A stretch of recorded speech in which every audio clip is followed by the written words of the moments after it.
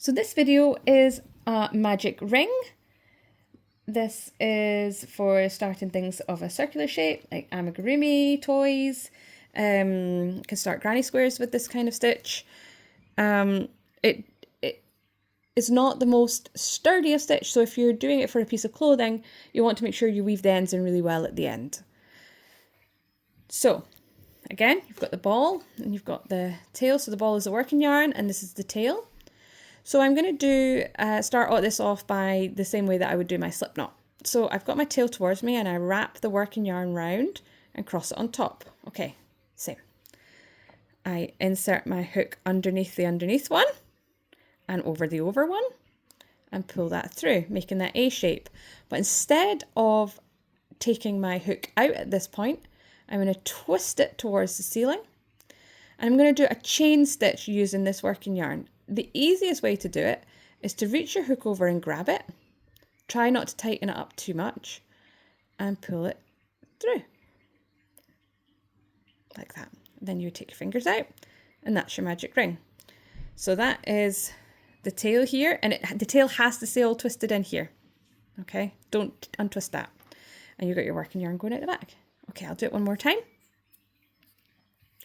So I have the tail. Wrap it round, cross it over, insert under and over and pull through that A shape, twist, pick that up. That's quite an awkward bit, so you might need to practice that a few times, and then pull through. Ta-da! So that is how to make a magic ring. Now, as I said, we've got to keep this twisty bit in.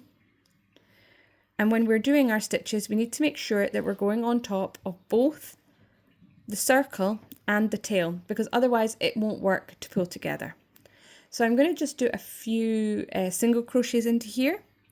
So I'm inserting through the ring. Now you don't want to have it absolutely massive because it'll be unwieldy. So about this size, you know, no bigger than a kind of 50 pence, I would say.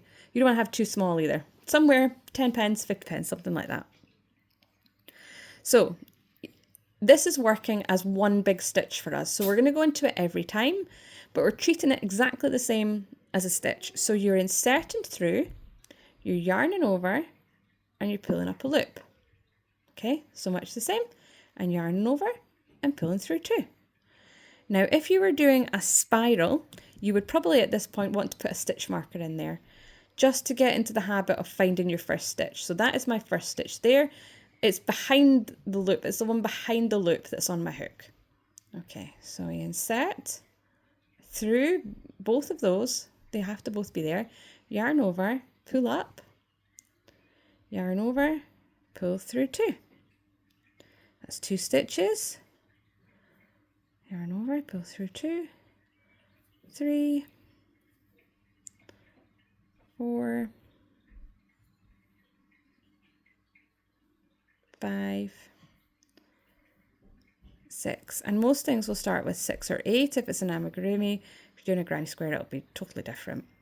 I think that's 8 because I started talking and distracted myself. But the way to count is to count these V's on top. So 1, 2, 3, 4, 5, 6, 7, 8. The one on the hook doesn't count. So now what we're going to do is we're going to try and close this up a bit. So I'm going to give this tail, I can let go of that, give this tail a pull and watch this turn into a little donut shape. Like that. Oh, fell off. This is a little donut shape. So this is my first chain. This is my first stitch.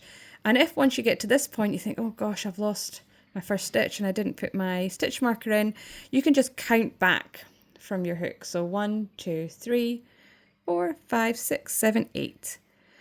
And we've not done a huge amount on spirals, but if this was a spiral amigurumi rather than like a slip stitch coaster, you would just go straight into that first stitch and begin your next round. So you would go in, oh mine is super tight, you would go in here, through both of those legs, goodbye tail please, oh my goodness, there we go, yarn over, pull through, yarn over, pull through 2. And if you were doing a traditional circle, you would go back into that. It just depends on your pattern. And you would do 2 in that one stitch. So stitch we're increasing. So we're inserting here, yarn over and pull up a loop, yarn over, pull through 2. And again, in that same stitch, so I can tell where I've been because I pull it and it makes a hole there. I'm going back in, yarn over, pull through 2, yarn over, pull through 2, pull through 1, pull through 2, every time. So I'm doing 2 stitches in each one because this is the first round of a circle that I'm making. So just single crochets as we've done, but it's 2 in every stitch. Now I have not added a stitch marker to the beginning, and I've not been counting either. So if this happens to you, you can go around until you think you see maybe roughly where the beginning is.